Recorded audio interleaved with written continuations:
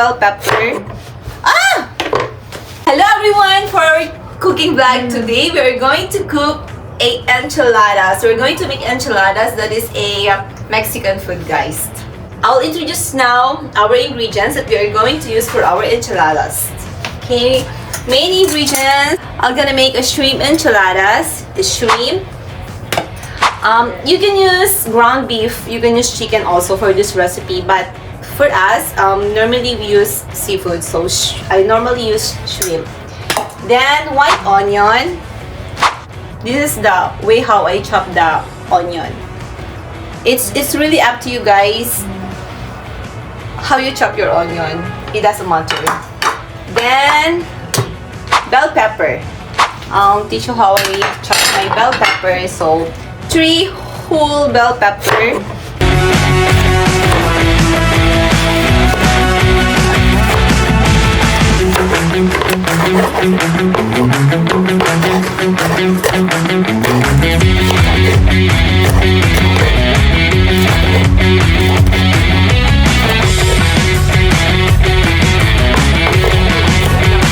I'm gonna use a black pepper, salt. Okay, any 4 kind of cheese. May mabibili na kayong ganito. 4 kind of cheese yung mix. Yep. Green chilies. Corn, salsa, sour cream, enchilada sauce. Oil, any kind of oil you can use. This is very important for this recipe. Tortillas. You have to chop your shrimp, guys. Show you how to chop it. You just divide it into 2 lang. Ayan. Let's get started. First, oil.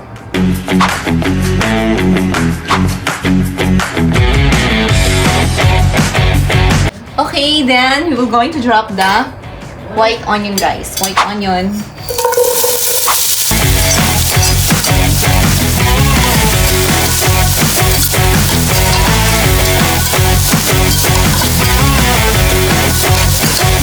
Bell pepper.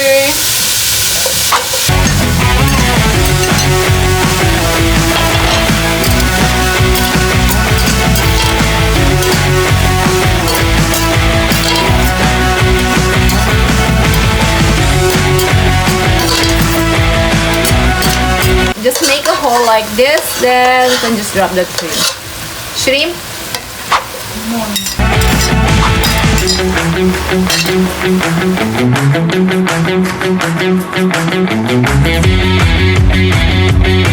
Salt.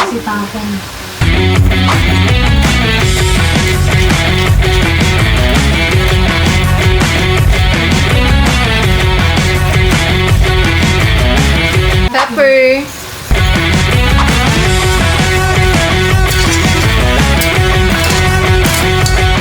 This is green chili and this is not as spicy. So, okay, I'll drop it now. Then I'll drop this one.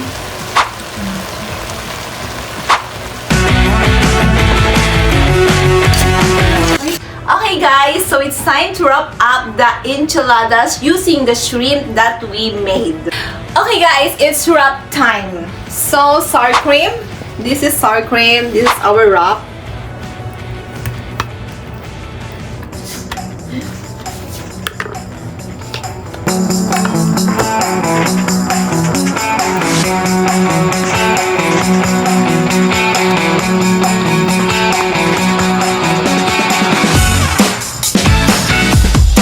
I'll put salsa, guys. Salsa.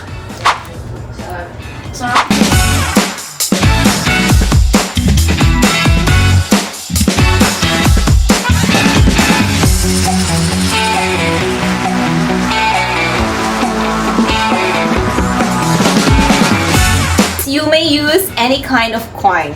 Okay? So this corn.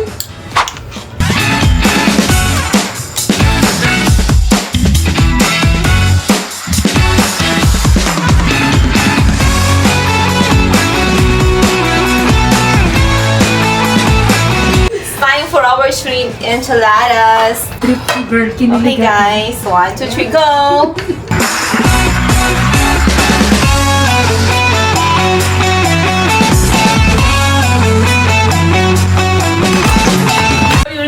to roll our shrimp enchiladas.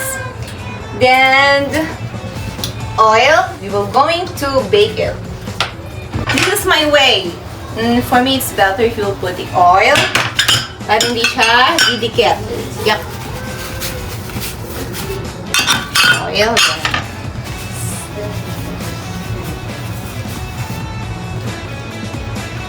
Yep.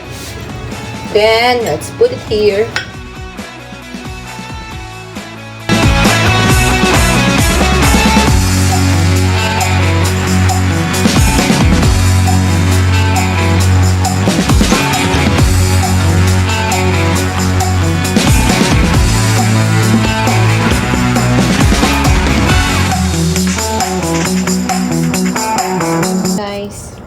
Okay guys, so we will put here. So we're done wrapping guys. We're going to put in the oven. I'm going to put a more enchilada sauce. More enchilada sauce.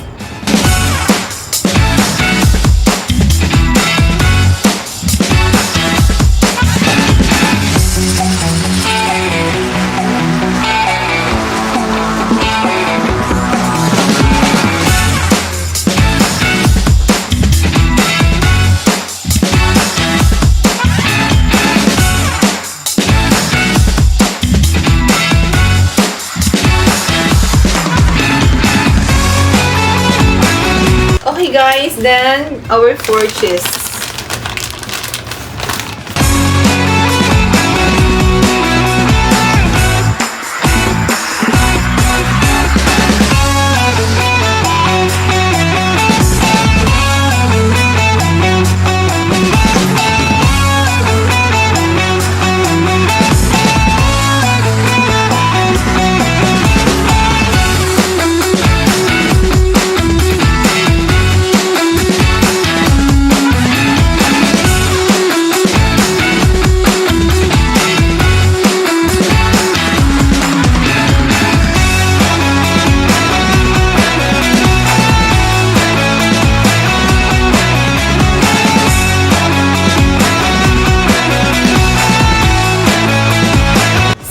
It's about time to put in the oven.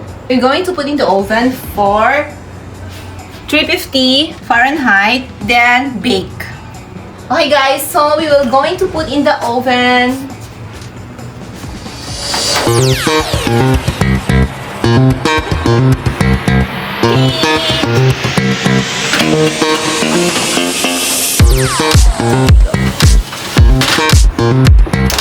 Okay guys, so 25 minutes is over, so let's check our enchiladas. Okay, here's our enchiladas.